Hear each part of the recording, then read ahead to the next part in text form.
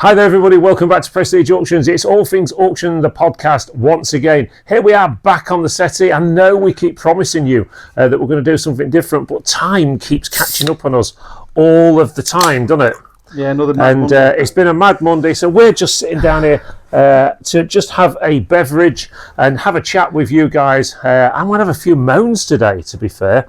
But before that, of course, as always, let's have a look at the week that was. Here he is. I thought I'd come in and see what it's all about. Come and sit down, Dave. We're already. So here we go. So this is Dave, who works for us as well, and he's decided to come and join us on the podcast today, which is great. We want as many people in here as possible. If you look behind there, Dave, you see there, we've just bought 2 new desk mics that we're going to be using. So we're going to be able to put these into a centre table, and then we'll be able to have more people on the podcast each time. So now we've got cramping my ribs again. Now, when we did today's sneak peek off the sneak peek, Dave, you was quite funny today, I think. Yeah, I think you was quite funny without even trying when you picked up that guitar and and I just didn't expect to come out your mouth what it did, but it kind of worked. And Dave's always telling us that he's quite camera shy, but here he is. He's on his first podcast with us. So, Chris, ask him some questions.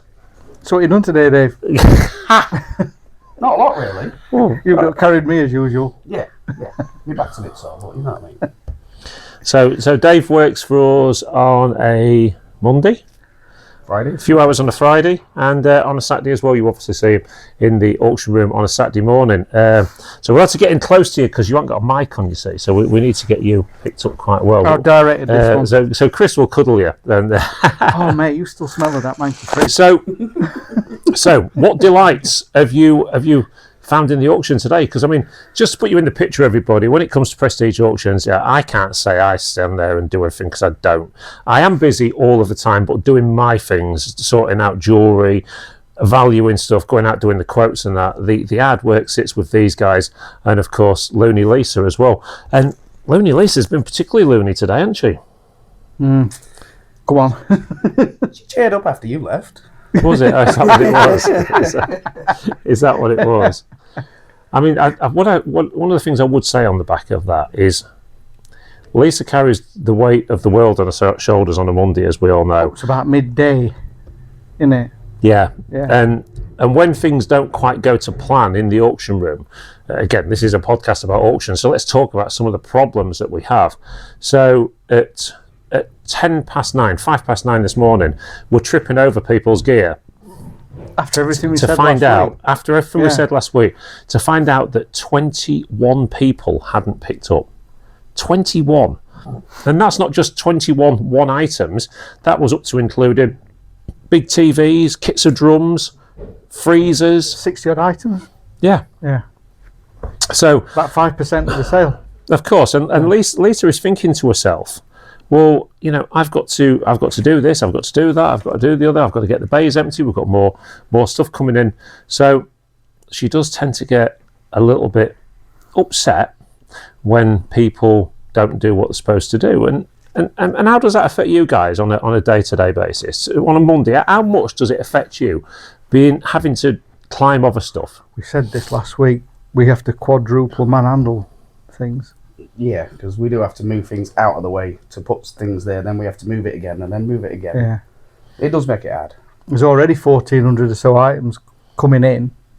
And of course, there's the safety issue as well. You know, I mean, I see something earlier when somebody was emptying a car, and they think they're helping. I mean, don't get me wrong. It's just listen. When you come to the door and you're dropping stuff off yourself, just listen to the guys. Listen to what they're saying, because what people tend to do, because they're in a rush themselves, they start unloading the car and chucking it in the doorway. Yeah. And then somebody tries to move something, and then boom, you got an accident on your hand, or a fridge hits you. I went off a dinner with that big shelving thing. Yeah, and so this is why we ask people, just to work with us. When you sign up for the auction, you sign up to the terms and conditions that says, you've got during the auction, after the auction up till 6 o'clock, between 8 and 2 on the Sunday, and between 7 and 9 on the Monday to pick up. It's long enough, Today, can you stop doing that, please? Put it in the doorway. Yeah, no problem. Then carry it on. So that happens every week. I don't think we haven't had you on a podcast before, have we, Dave? No. So come on, the one thing that we ask everybody, we ask Tom and all the rest of it. So contribute how long financially. Yeah. How long have you been at Prestige Auctions now? Sure, is it 3.5 years? Is it more? And of course, your brother works for us as well. Your brother is our longest serving employee. Good luck.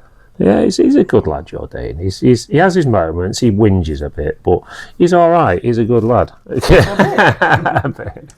He's still out there working while we're drinking beer. I know, great, isn't it? That's So, the reason I come in here, so I can have a beer with you lot. so do you enjoy working here?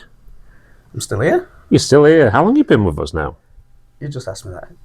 Is it about 3.5 years? Is it really that long? Yeah. My God. And I think it's quite interesting. We had some.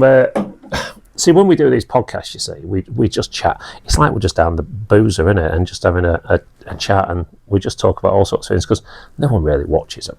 To be fair, Nothing's ever planned, is it? Nothing's ever planned, and we only get a few hundred people watch them every week. So, but it's enough. Street Life Photography left a comment this week, and it was quite funny actually. Did you see it? And he thought, "I think your fish tank's on fire. Yeah. I don't want to worry you." I thought that was quite good doing podcasts from somewhere different. Well, this is the thing. So, I mean, this is one of the things we're going to put out there today is that, we do want to get other people onto the podcast because having other people to interact with does make it a little bit more interesting. Talking about auctions, talking about resale, and we'll come on to that in a minute. But also, if you want us to come and do a podcast we can bring the podcast to you. It's not a problem. Bring the podcast to you if you want to get on, if you want to promote your business, if you want to do anything. Some people might look, it's only a few hundred views a week, but that's a few hundred potentially new customers to your business as well. We want to talk to anyone that's involved with the buying and selling and all anyone that enjoys this kind of industry, or maybe you just want to promote something in Grimsby and Clayfords. Maybe you've got something coming up where we can come and have a chat with you. Me and Chris, we've got all new singing and dancing equipment now as well. So there's not a lot we can't do these days. So if you do want us to come down and do a podcast from where you are, maybe we could arrange that. What do you reckon, Dave? Should we come to your house and do one? You won't want to come to my house. My kids are mental. Yeah, but you got all that kitchen equipment. You could have a right nosh up. I can cook you some food. Yeah, definitely. Yeah, that sounds like a bit of a plan, that. So, just out of interest then, Dave, I mean, I don't really know, but do you do any buying and selling? You do buying, don't you? The odd thing. I mainly buy for myself. If I see something that I really want, I'll buy it. You mainly run the Dave Scotch brew. So what are you into? What are you into? Movie memorabilia, mainly. You had anything out of here? Yeah, I've had plenty of posters. Now, someone tells me you're a bit of a Tron fan. Tron Legacy. No one can really remember Tron, though, can they? No, it's Tron Legacy. It's whatever. It's the newer one. Tron, whatever.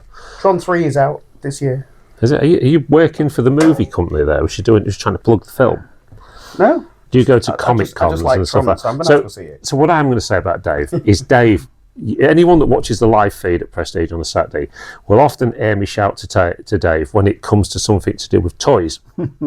Because Dave is like, he's almost becoming like our resident toy expert, isn't he? Anything to do with toys or Star Trek or Star Wars or anything.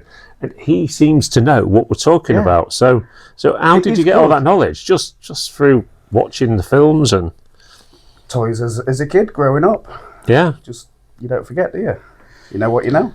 Well, I mean, when we had that toy auction the other week and we was dealing with Manta Force and He-Man and stuff like that, I mean, I can remember He-Man being on the telly, but I can't really remember anything about it because I was doing more sort of adult things and thinking about those. And What, like She-Ra? So, but it's really important. I mean, I know we take the mickey and that, but it's really important because some of this stuff now that Dave knows about is making more money and is more collectible than some of the things like some of the older bits of pottery. Or there's more use for a toy expert now than there is for a pottery expert. of course, I mean, I was stood at the door with a chap today who was quite happy. He'd got a load of comics and Rupert Bear annuals and stuff. And he's saying, well, do you catalogue each of them?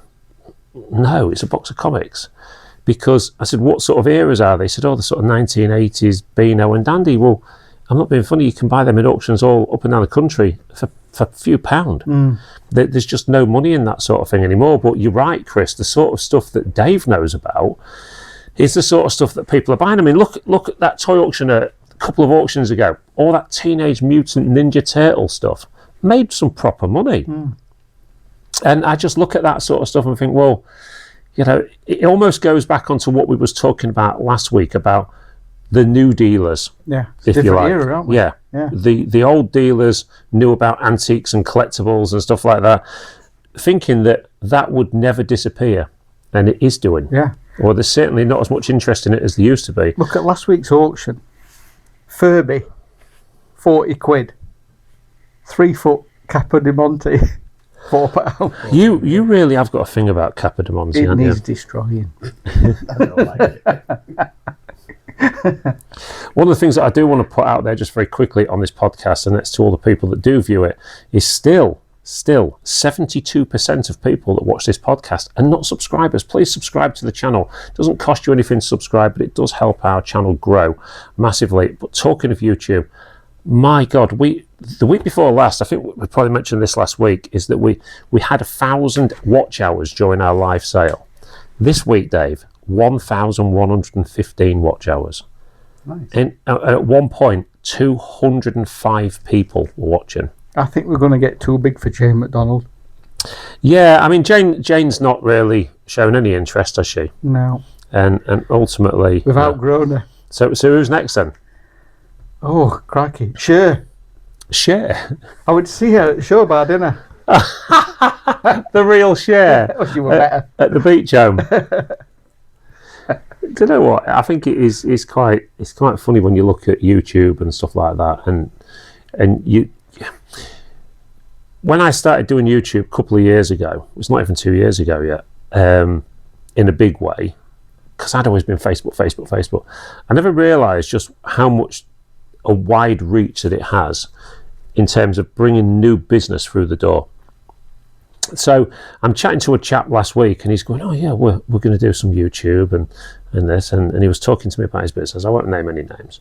He's talking to me about his business, and he told me what he's going to do on YouTube, and I instantly knew he was going to fail.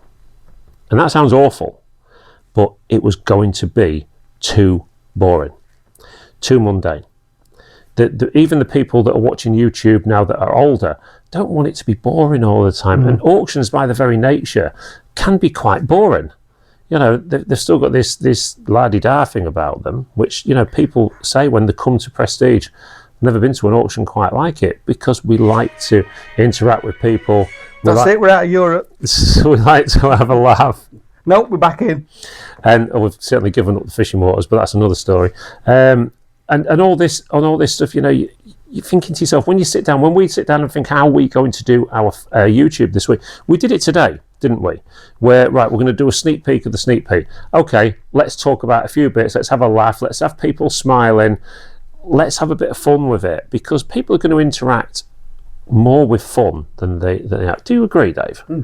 And which is why you did your thing, wasn't it? And it was, and it worked. It really did work. But none of it's scripted, is it? Everything we do is not scripted. No. What's quite telling is on a Saturday, when people come into the auction and see us, or even on a Friday at viewing, is nobody's ever serious. They're straight into giving us a right good ribbon, aren't they? Straight into it. That's just how we operate. People were talking this last week about last week's podcast in viewing. No, sorry, not in viewing. On auction day, they were saying, "Oh, I watched the podcast last night. Oh, that was funny. I like this." You actually had one chap leave a nice comment, actually saying, "I'm getting addicted to your stuff on YouTube these days. Keep it up." And that's it. Only takes a second to write. But it means a lot to people. It means a lot to us, knowing that people are enjoying what we're putting out. Because we all know on places like Facebook and YouTube, you are going to get the haters all the time. The people, the keyboard warriors, the one that just want to sit back and bring everybody down. And, you know, we had one the other week where I'm going to talk about this one. I'll talk about this one with you guys, right? So not many people see the comment. But as you know, we're very transparent at Prestige. And we'll talk. That negative comment we got on Google review of the week, we banged it on our Facebook with like nearly, 25,000 followers on Facebook, and I put the negative comment on the top Yeah, for didn't people hide to from read. it. Put it right out there. You know, and said, I thought it was unfair, unjust, and explain why. Okay? If I thought it was fair and just, I'd have said, you know what? I'm not going to do anything about that. We deserve that. We'll improve on that. Yeah, but I thought it was unfair. So, and a lot of our customers jumped to our defence.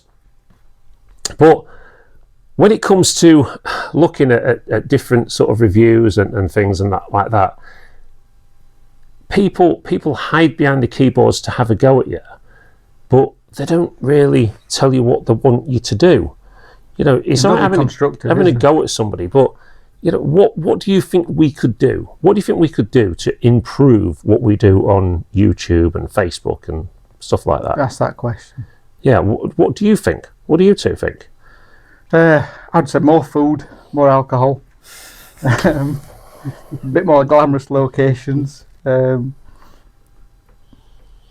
I mean, people talk about locations, people talk about getting different people on here, which I get all that, but what do we do as a team? What do we do to make it better? I mean, you said something today, Chris, about, you know, the need to be sort of off the cuff and a little bit funny. And I mean, the sneak peek in its very nature, which has become very popular, I mean, that usually gets about 1,600 to 2,000 views per week now.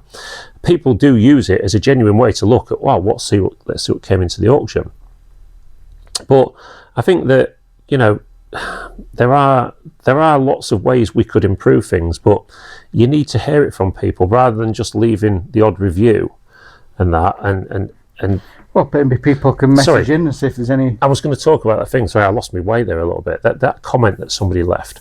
So basically, somebody came onto I think it was one of our YouTube posts and said, and I hope the person's watching because you give you a chance to reply back.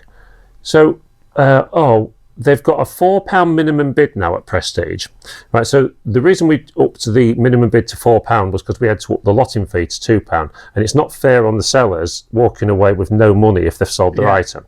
So we had to do that, and then went on to say if something's got no reserve, it should start at a penny. What do you think to that, guys? I mean, you're not mathematicians, but just work it out. It makes no business sense at all. A penny. Would you be happy if you put your item into Prestige auctions, or any auction for that matter? It costs you £2.40 as a lotting fee, because you've got VAT on the top as well, of course, because we're VAT registered. And I said to you afterwards, you've got a penny to come. Well, no, if you start it in a penny and you sell it for a penny, you haven't even got a penny to come, have you? No, you owe us £1.99 for putting it in. well, yeah, you haven't, have you? Yeah, you're in a negative. So people are putting comments like this onto our social media that absolutely make no sense. And then they went on to say they get something like they're getting a bit big for the boots. Somebody needs to give them a run for the money. Absolutely. Yeah, well, we know that one worked out, don't we? Well, we know that other one worked out. But all I'll say is that, you know, we're not getting too big for our boots. We have to make decisions based on our business and making sure that you guys get paid on a week-to-week basis, and that the business is viable enough to make money so we can improve. That's a thing we've covered off already. But when people talk about somebody needs to give them a run for the money, I absolutely agree. You will never hear me say anything different. When people come to me and say, I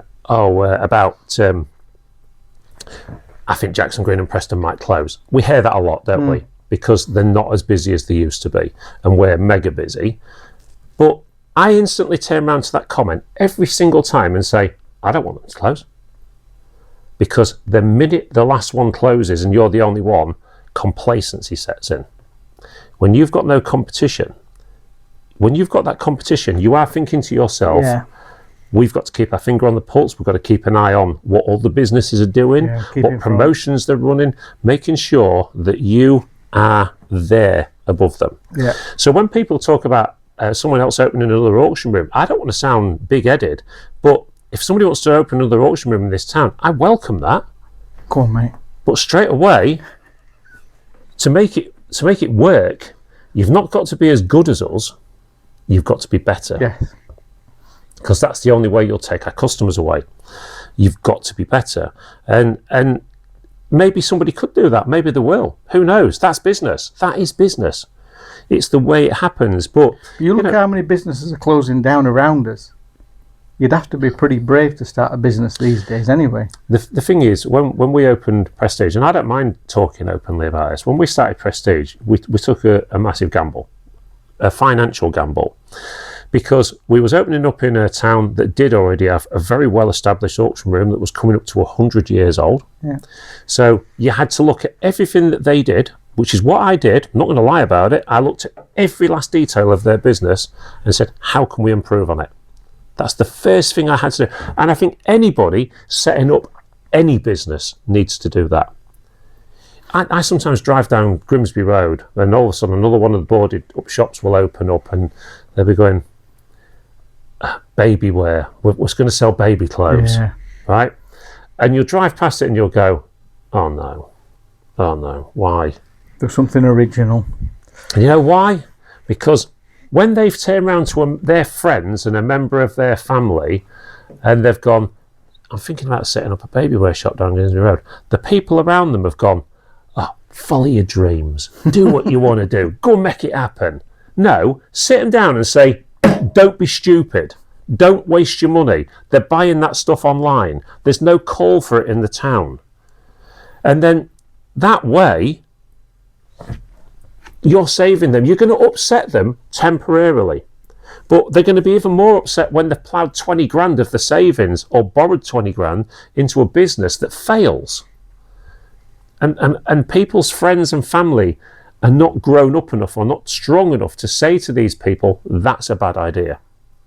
I mean, the other thing is as well, of course, anyone that says to you it's a bad idea, if you walk away, it does inspire you more to try and prove them wrong.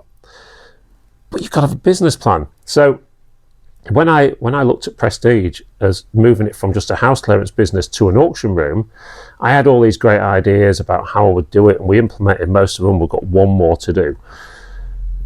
But I kind of looked at everything and thought, right, we'll do that better, we'll do that better, we'll do that better. And we got through all of that. But then once you've got it to that level and you start taking business off others, you've got to keep it there. And that's the hard bit. Keep on top of your game, haven't you? And that's the hard bit. 6 auction rooms, 6 people have tried to set up auction rooms in Grimsby and Claythorpes and all failed. 6 that I know of. Why did they fail? We haven't failed. We've got it. The reason we haven't failed is what? What do you think the reason is we haven't failed? It's the hard work. Yeah. Sticking at it. Yeah. 2 people, they give up too easily.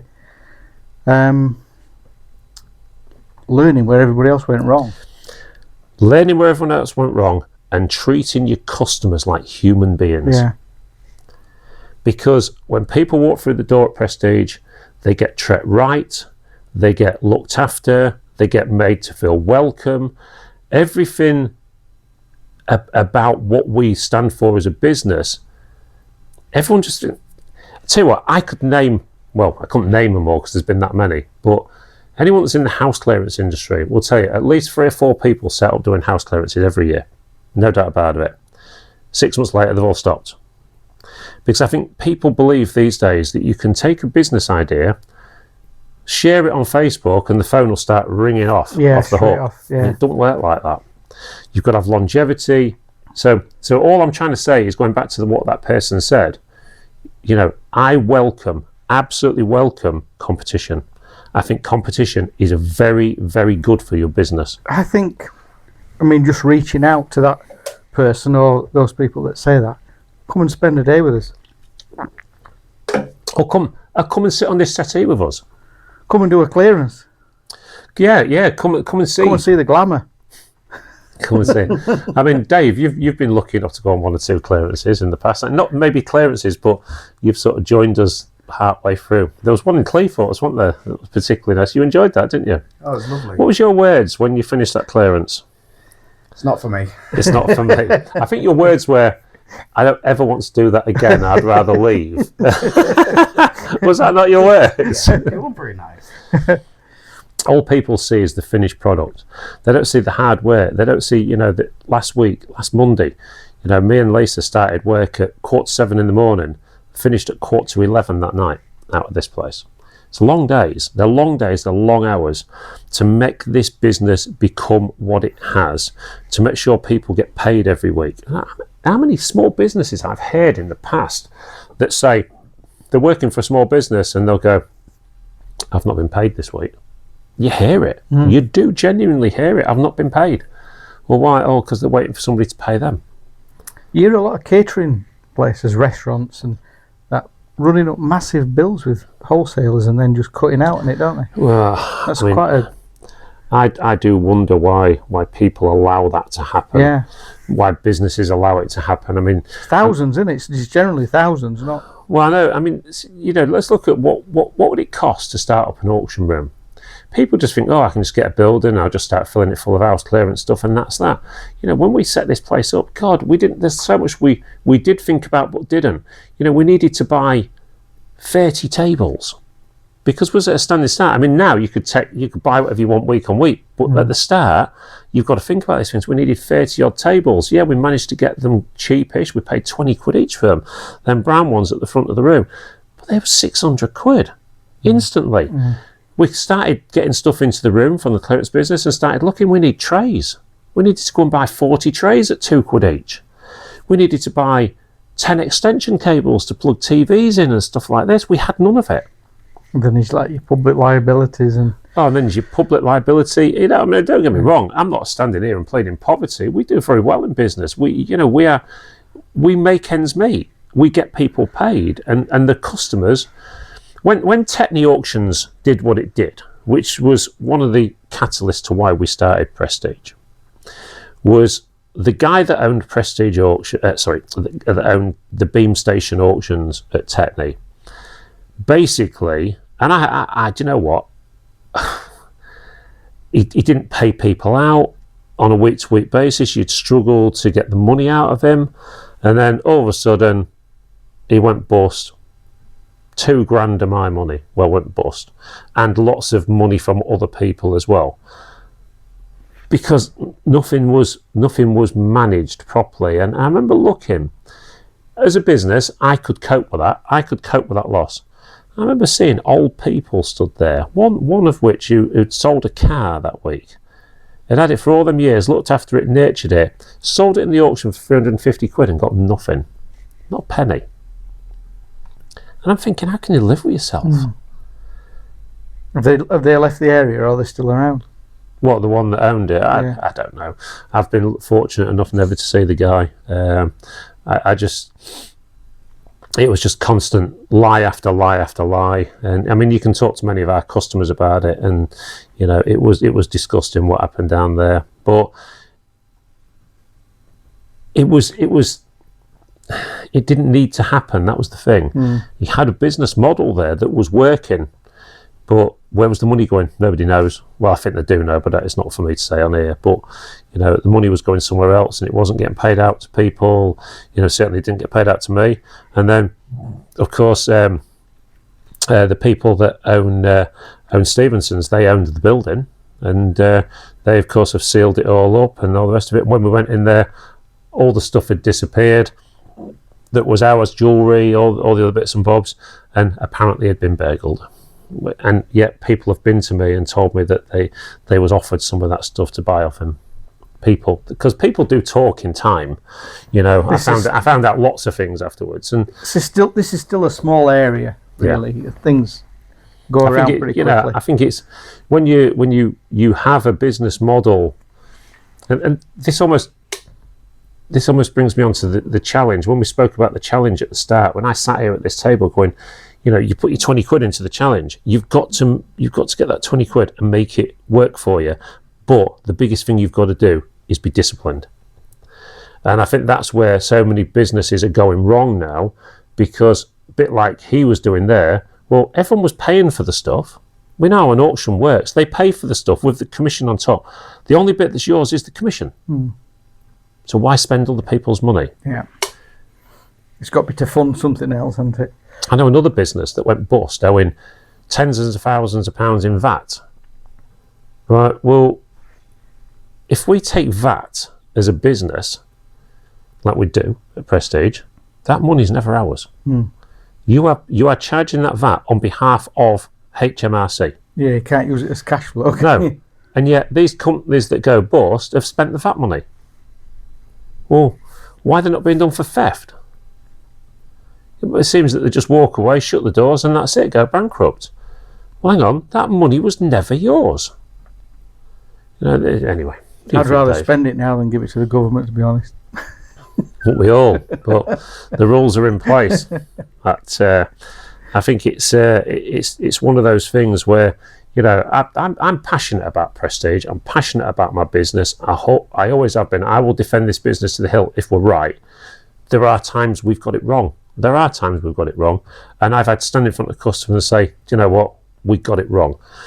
Brings me on to last week. We had a couple of people complaining about a couple of things. Somebody had bought an item. I'm not going to go into too many details because I don't want to single the person out, but somebody had bought an item at the auction for quite a few quid, to be fair. And by the time they got home, they had some problems with it. Okay? So, we all know at auctions it's very tricky because items are sold as same. When it comes to electrical items in particular, you put a sticker on it saying, please get this checked by somebody qualified. And that didn't happen. The thing went wrong. And rather than come back to us and say, look, I've had a problem, is there anything we can do? Which normally the answer is no. But we are quite a nice business, let's see what we can do. But the item in question, he gave to a scrapman. Well, what can you do? Can't rectify a problem if that problem's gone. No. And, you imagine if I said yes to that, what would happen next week? It tells one of his friends, oh, right, okay. Did you get your money back? Yeah. Oh, right, okay. Right, I've bought this nice hi-fi system. I'll sell it on Facebook Marketplace. I'll get 50 quid for it. That went wrong. Oh, here's your money back. You can't do anything about something if it's not there. If it's electrical, we've got plugs and sockets around the place for testing here. But the thing is as well, you've also got that thing of that, them labels are on there for a reason. We do that to safeguard ourselves and to safeguard the customer as well. If you've got anything and you think there might be a problem with it, then get it tested. Get it tested straight away. I'm very reluctant. As anyone knows at Prestige, we won't take appliances in as a rule off private individuals. Clearance only. Yeah. Because if you've cleared a house, the chances are the fridge freezer, the washing machine was working when that person passed away or moved out, moonlight flitted, whatever. I'll never forget a chap turning up at our auction room door with a washing machine. And we used to take in off privates, and the rule used to be, and I said this to him, I said, yeah, we'll take it in, but you do understand the rules, don't you? I said, is it fully working? Yeah, no problems at all. So do you know the rules? I said, people take it away on the Saturday, they've got till Monday at 5 o'clock to bring it back and get a refund if it's not right. Oh, right, okay. What? You mean you'll give them the money back and not pay me out? I went, yeah. He went, well, there is a bit of a noise on the bearings. Straight away you knew. And I think it was at that point we just said, no more appliances off privates. Because how many people do you know just randomly get rid of the washer? When do you get not unless it's broken. When do you get rid of a washer, Dave? When it's not working, when if it's not not performing good, you'll put it on Facebook, won't you? Because there's always a queue for them. Yeah, it's one of those things. We do try our damnedest to safeguard our customers, both buyers and sellers, when it comes to electrical goods and but they're not our items, are they? No, and this is the other thing. So we had another debate on Friday as well. About certain licensing and all the rest of it. And this is what people can't get their head round with auction rooms, right? At no point do we own the item. Up to the point of sale, it belongs to the private individual. At the point of sale, the title goes over from that person to that person via the strike of the gavel. That's it. It's never ours. So when they come to us and say, well, you sold it. Technically speaking, we just did a trade between two people. Basically how it works. The auction rules. Yeah, and it's, but then on saying that, anybody that puts anything into our auction, that find out that they knowingly knew there was a problem with it will not bring stuff in again. Because it's not right. It's not fair. I don't want people to waste their money. I just don't want it to happen because our reputation's on the line. You ever bought out dodgy from here, Dave? One or two things that have not worked, but it's been my own fault for not testing it. So, haven't we all done it? Yeah. We've all done it, haven't we? We've all not checked a box. I do that. When I bought my air pump and it was shot glasses on it, or was it Christmas trimmings or something? I don't know. The Christmas trimmings, wasn't it? Lisa was the one that bought the Hoover, the Black & Decker mini hand Hoover thing, and when she opened it up about 4 weeks later to use it, it was shot glasses. And I'll never forget the words out. She went, "That bloody auction." I went, "No, it's not the auction, love. It's you." I said that every week. There's always something every week that... Check what you're buying before you take it. Yeah, I mean, the old things that you say, no guarantees given or implied. You are buying what you see. You have to stand by that. It's not that you're bringing brand new stuff into the room each week. There are completely different rules around it. It's like, ironically, I've just had a conversation just before I came and did this podcast with a guy about some cars. Wants to put some cars in the auction this week, and they are no category or something. So in other words, anyone that knows about cars knows sometimes if you bump your car, even if it's just a bump on the side or whatever, your insurance company will write it off, more than likely, if it's an older car. Cosmetic write-off. And then you'll have the opportunity sometimes to buy it back. Yeah. That's right, isn't it, Chris? Yeah. You understand this. And that's sometimes what happens. So the category N, is it? Category N, category S? Sometimes you've got to send your logbook away and it'll come back with a category on it. Sometimes they're not interested. Yeah. It depends if it's just a superficial cosmetic thing. So you both sound like you've had dealings with this in the past. Yeah. See, I've never had dealings with it. But some of them you got to re-MOT your car, right? And some of them you don't. Depends on the my answer to the chap just now was, what sort of reserves do you want on them? And then he started spouting off his reserves, and I went, no, not interested. I said, if you've got no category on a car and you're trying to get rid of it, my question is straight away, why are you trying to get rid of it? As it goes, to be fair, I've had cars off him in the past. I think he buys and sells a bit. The cars have been okay. There's been no issues with them. But I'm not going to start taking big reserves on items that are category, no category or whatever. I don't think it's right. So I've said to him, put your cars in, not a problem. No reserves. Or scrap reserves or whatever, And whether he'll put them in, I know we have got some cars in this week anyway, they're coming tomorrow. But whether he'll put them in now, that's probably enough to put him off. I don't know. I want people, I want to promote transparency all the time. And, poor old Dave here gets a fair amount of grief off me, it's fair to say, isn't it? I think we're one of the few employers that are left. We can still have a laugh at work, aren't we? Oh, it's water off a duck's back. It gets you through the day. Yeah, it's just... I used to love that back in the factories back in the day when I worked at Bluecrest, and through the Young's years, the start of the Young's years was all right. It got a bit corporate in the end, and it was run by a lot of idiots. And they were, it was slowly getting woker and woker. I dread to think what it's like now. You probably can't even laugh anymore, but... It's mind-numbing. Yeah, but when it comes to this, we can still have a laugh at work. We still take the mickey out of each other, don't we? And it's none of that. I mean, if you're having a bad day, we can make it worse. I knew managers in the factory industry, one in particular, that if anyone said anything out of line, it would be turning around going, "You talking to me? What are you saying?" In the office. Yeah. And all the rest of it. And I'd think, oh, grow up, child. You know what I mean? Who the hell do you think you are? You're a manager in a factory. Okay, so don't get above yourself. Just people are entitled to have a laugh. And this particular person was just nasty all the time. And you just think, even as another manager, as myself, I used to think, why? You've got you being like that? You've got some issues. You have. Yeah, it's the person. It's the person themselves that's got the issues, isn't it? Are you ready to go now? Yeah, I've got teas to sort. Right. Okay. Then, well, Dave, thank you for coming on the podcast. What's for It's been tea? a pleasure. It's been a nice having somebody a bit different on. It's never just one tea; it's multiples.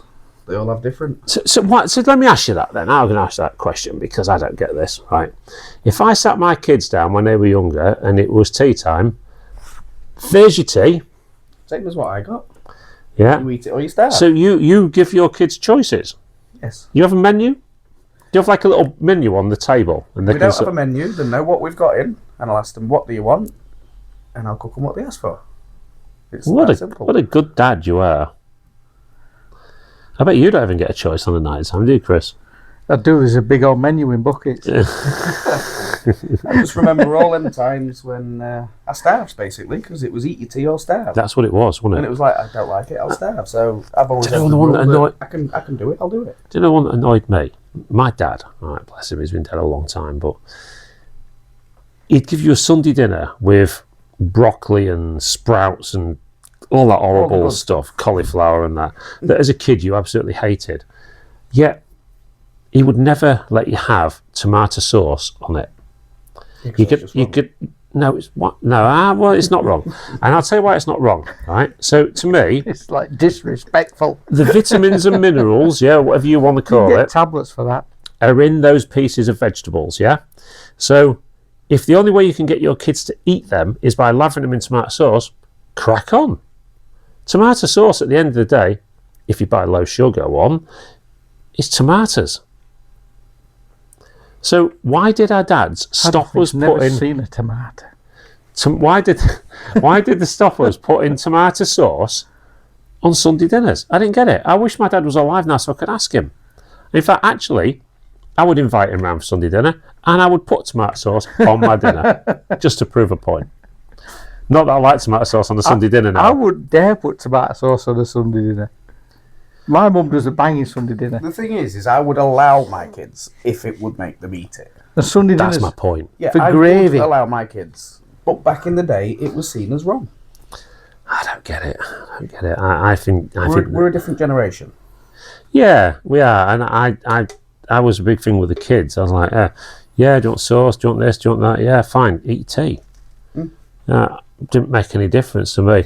You see, I like HP sauce on a Sunday dinner. Really? I love it. I love HP sauce on a Sunday dinner. That is why I will let my kids pick what they want. Because if I cook them all the same thing, one or two of them ain't going to want it. It's Then wrong. Then it'll get left, and then I have to go cook another tea anyway. So It's wrong. Nah. Do you remember before microwaves? You won't remember this, Dave, because you're not old enough. But when there was no microwaves, if you was out when your tea was ready, it got put in the oven on a low heat. Yeah. with a plate on top. Yeah. Did you remember that? Yeah. How old are you, Dave? 44. Oh wow!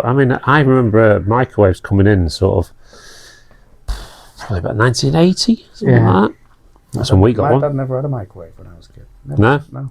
So you had and of course, the kids will never understand how a pea can go from that size to that size, and your gravy just leaves a brown stain on your plate, Yeah, doesn't it? was, yeah. And your plate was hotter than the surface of the sun, weren't it? You touched Your it. mum would go, "Don't touch that plate." So I'm not going to. You've seen what was on it. The chips were just like. Go on, Dave, get yourself out of here. Guys. Thanks, mate. We'll see you on Friday. Have a good week. Yeah. And in fact, Friday will be good because you'll be able to watch yourself on the podcast. See you later. See you later. See you later. So that was the thing back in the day when it comes to teas and that. I mean, I know we spoke about it this year. We're going to do the podcast about why I'm like I am now, a weirdo. And I really am looking forward to doing that. Really looking forward to the point this week. I'm going to put this out there now. I want you to be the one that asks me the questions. Yeah. Okay, when we do it, but I want to bring in a videographer to do it, and I'm prepared to pay for this. I need a videographer for about a week. to do the filming in Cleethorpes, because I get asked the question constantly, and I do hear it every time. How did you end up an auctioneer? Because auctioneers are usually generational. It's usually come down the generations. Yeah, most of them are, aren't they? They're all passed on. So how did you end up doing all this buying and selling? How did you end up doing that? And unless you do understand, because I've spoke to you about it, but unless you understand that part of my life and the upbringing and all the rest of it, no one will get it. And I can't wait to do that podcast.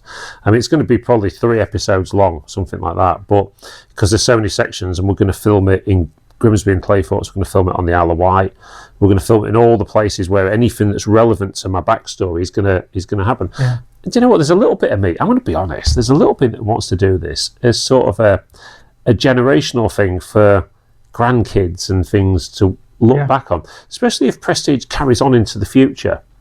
And it should, shouldn't it? I mean, it should. How did it all start? Yeah. How did Grandad get them ideas? You know, because as much as Lisa does, I don't want to say this, I hope she don't watch it, does such an amazing job out there. I mean, no one understands what Lisa does. No one sees the real Lisa. She's the bookkeeper, the accountant, she does the office, she does the paperwork, she sets the room up, she cleans the bottles. She is an absolute Trojan. But that said, I came up with all the ideas originally. Lisa has implemented them. I don't think one would have worked without the other. Yeah, you need the two. Because when Prestige first started at Orwell Street here, I remember Lisa coming back from the antique shop that we had on Wilton Road and arriving here at sort of 3:30, and the car park was full of stuff waiting to come in the door. Because my organisational skills was not quite as good as Lisa's. And so our teamwork makes the dream work. Yeah. It's how it goes. Yeah, and it needs the two, doesn't it? Yeah, and slowly but surely. I mean, Lisa said something quite nice this morning, didn't she? The team we've got now is the best team we've ever had. Yeah. It works. Everyone brings their own bit to the party. You bring an amazing thing to the party for us because of you've got knowledge in so many things. Tom has been a godsend. Yeah. Tom, is... His organisational skills are really good as well. Yeah. Or he's organised, he gets on with a job, and I think he's the right age to understand, you go to work to get your pay. Yeah. I think a lot of the youngsters don't necessarily get that anymore. The thing is, as well, he knows the seriousness of getting it right. Yeah. Because there's a lot of people who will just go through the motions at work, won't they? Yeah. And then, I go home at 5 o'clock and I'm not really bothered what kind of carnage I've left behind me. No, that's it. Somebody else will come in and it's not my issue. Yeah. And he understands the seriousness. In the corporate world, that's different, isn't it? Yeah. When you're working for a small family-run business like ours, then it can't work like that. This is the thing with the people that leave some of these comments. They've never been in business. No. They've probably always worked for somebody else, rolled into work at 8 o'clock, 9 o'clock, whatever it is, done what they're paid to do, the minimum, locked up at 5 o'clock and gone home. And they don't understand that anybody involved in the business doesn't do that. No. It doesn't end at 5 o'clock. No, it begins then for the next day. You've put another 4 or 5 hours in. I don't know what time it is now. It's getting on. It's gone 4, I would have thought. And I'm already thinking about how many more jobs I've got to do. I've got jewellery to sort. I've got the sneak peek to do. I've got to edit the sneak peek. I've got to have that on by 7 o'clock at the latest, so it gets plenty of run time so people can see it's there, and so on all these things. But when I just want to touch back on what talking about team members. So we've got Tom doing that. You've got George now that does 3 days a week for us. Yeah, he's a good lad for a young lad. He gets it. Yeah. For a young lad, he's a good lad. Yeah. And not all the youngsters these days. I don't want to have a go at young people because I don't think that's right. But because some of them are really good, but there's a lot of them as well that we've had some youngsters work here, and it's just like there's just no get up and go about them. There's nobody. When Chloe worked for nobody us, behind it. When Chloe worked for us, I thought Chloe had a lot about her as well. She was quite good in terms of she was quite organised. She was always looking for something to do. So that was good. So I mean, and Chloe fitted into the young person category. Yeah. But we'd had 1 or 2 other youngsters that were just, I I remember one of them looking at a wardrobe and going, "You must be loads stronger than me. I can't lift that." Do that. Took his packed lunchbox and went home. That was it. That's the last we see of him. But and then who else we got on the team? So of course, I'm gonna say something about another business as well, because we've got Dino on the van now. Sadly, Dave left us this year. Yeah. On the back of, he was struggling. I mean, he's been struggling for years with various issues, various health issues, should I say? Yeah. And I'm hoping that at some point in the future we might be able to approach Dave and find something for him, because I haven't ruled that out. Depends on what our future plans are. But we know he can't do clearances anymore because that's what he's told us. But we've got Keith, who's been lent to us by Eddie's Removals for the time being. And you know what? Eddie has helped out in that respect by, Eddie's a friend as well, and he's helped us out to get us by, and that's great, because that makes them part of the team as well. Other businesses are joining. Yeah. I mean, we're working off each other, aren't you? Let's face it, we've got an Eddie's Removals massive sign in our auction room advertising with his phone number. You show me another business like ours that would do that for a business which is inferior competitor. Yeah. But we don't look at it like that. We look at it, when me and Eddie have chats, we look at it and say we can help each other out. But there's other businesses that we promote as well. Yeah. If somebody comes in, because people are always asking your advice, aren't they? Well, that's it. I mean, one of the that gentleman was talking about the other week who had a birthday. That's all I'll say, because I'm not going to say his name again. Was saying that you go on a lot about yard birds. I do. You know why? Because they're a good local business that we use, and I want to promote local businesses.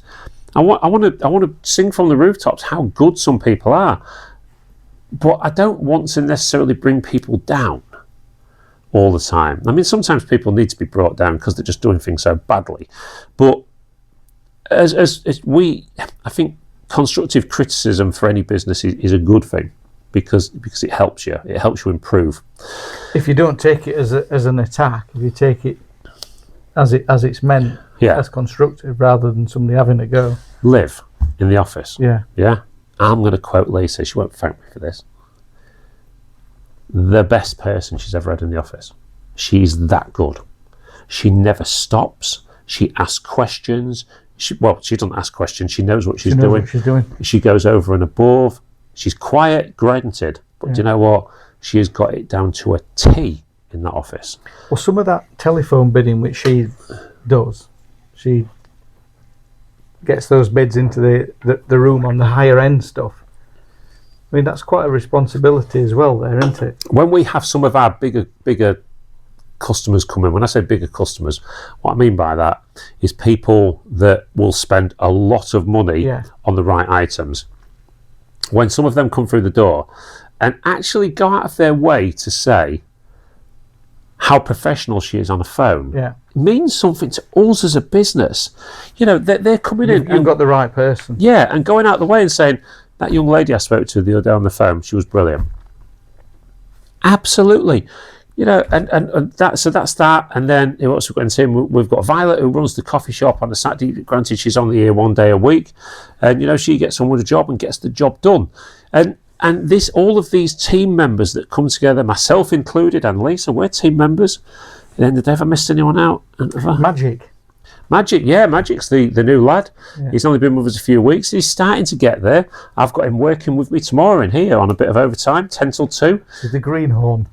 Yeah, well, he knows about YouTube and computers and stuff, so we're bringing him into... That is magic stuff, that. Yeah, so we're gonna try and get him helping us out on that. But again, because I can see something in him that, well, how can he help us out is the first thing that I would think of as a businessman.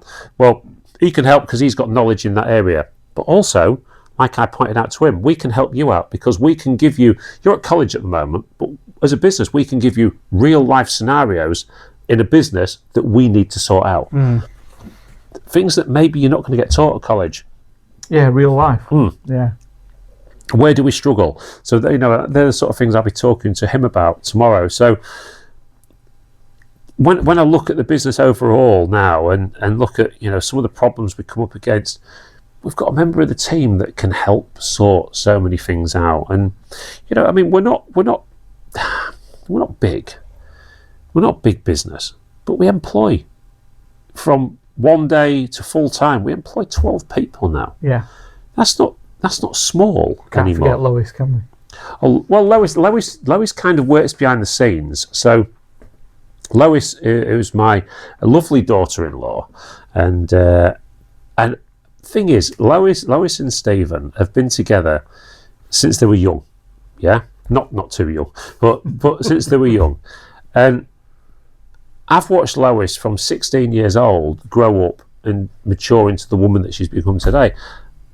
And I love her to bits. She is an absolute diamond. I couldn't wish for somebody to be bringing up my grandkids as good as she is. Did you see what she was doing today? No. Lugging boxes. Yeah, she was mucking in, wasn't she? Portering, lugging, yeah. Lois is coming to the team when Lois used to work in a school, and she came into the team when, I don't want to go into the personal stuff too much, but she needed to get out of the job she was in, and we gave her an opportunity to get out of that job. Basically, because she's family. Okay. Yeah.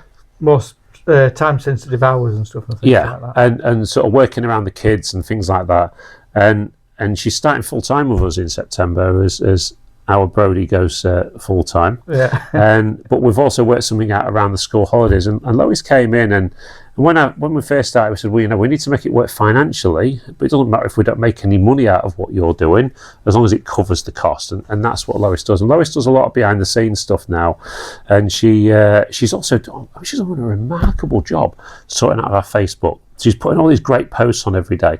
When it was me, it was like a bit of typing in a picture. Yeah. Now all of a sudden we've got bloody emojis and God knows what else going around. Spelled correctly, isn't it? Yeah, if it's spelled correctly, which has ruined it for everybody. And the thing is, I can drop Lois a message at 9 o'clock at night and say, "Lo, can you just pop this on?" And 5 minutes later, it's done.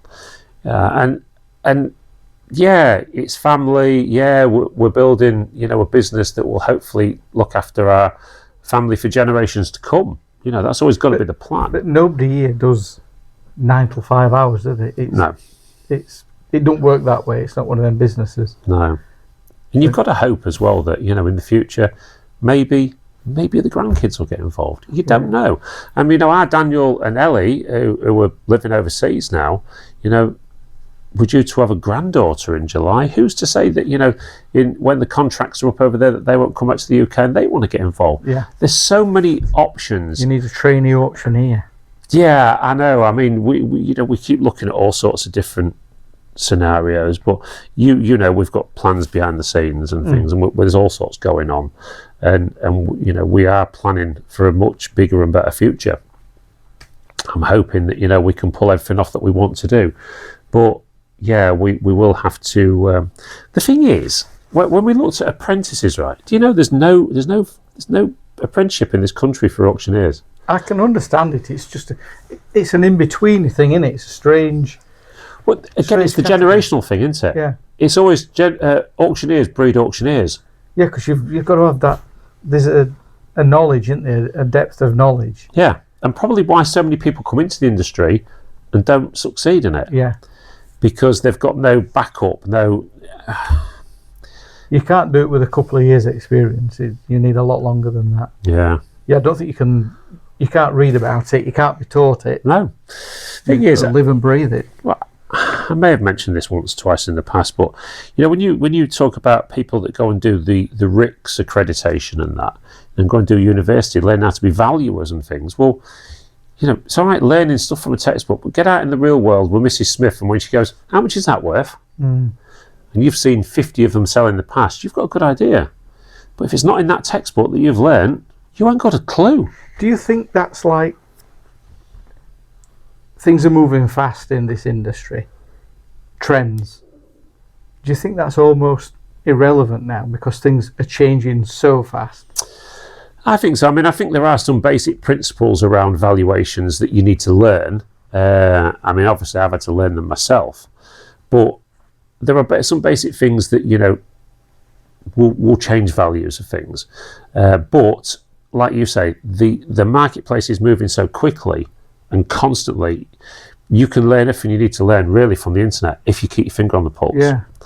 But there's no better way of going out than going out and talking to real people on a day-to-day basis. I mean, I was in a house in where was I this morning? Cockrington, somewhere out near Louth, and I'm chatting away to these people and talking about different things that we can do for them, and telling them how the marketplace is changing. And they was fascinated, because everyone gets this idea in the head that auctions are just about antiques and collectibles. And 95% of our business is house clearance. The day-to-day stuff that me and you need, fridges, freezers, pans, Elvis heads, things like that. Boxes of used perfume. Everything has got a marketplace. Listen, this is going on long enough. We got carried away today. We got carried away, but I've enjoyed it. It's been interesting to talk about some of the things that we talk about. Listen, guys, we say it every single week that we want you to interact with us. We need you to leave comments, need you to know what we want us to do, what we want us to talk about, anything that you're interested in the business. Would you like to come on a podcast? All of these things can be made to happen. Like I say, we've now got desk mics and everything. We've got to learn how to use them. Once we get all those set up, we might be able to do something a little bit different and get a few people around the table. In a few weeks' time, Chris doesn't know this yet, we are going to be doing a boot sale, and it's going to be called the Not Sold's Boot Sale. We've got to get together £800 to get a music licence for this industry, for this business. I'm not doing it when it's raining. We raised about 20 quid on Saturday from somebody donating some fabric. Yeah. And we've had a fantastic elephant painting done for us. We are still looking for things so we can get music on for you. Again, talking back to the small business thing, finding 800 quid to buy a music licence every year is not ideal. And we will end up chucking some in. Things that nobody knows about, and another one of them things. Yeah, we will end up chucking some money in ourselves at Prestige, but we do need people's help. So if you've got anything to donate, anything you want us to auction off that will help the cause, then please let us know, and we can get that done as well. Anyway, thank you everybody ever so much for watching and your continued support of our small business in Grimsby. We do love you all tuning in every week, and we love it even better if you leave comments and subscribe to the channel and start interacting with us. Until next week, say goodbye, Chris. Goodbye, Chris. And we'll see you all very soon at the auction.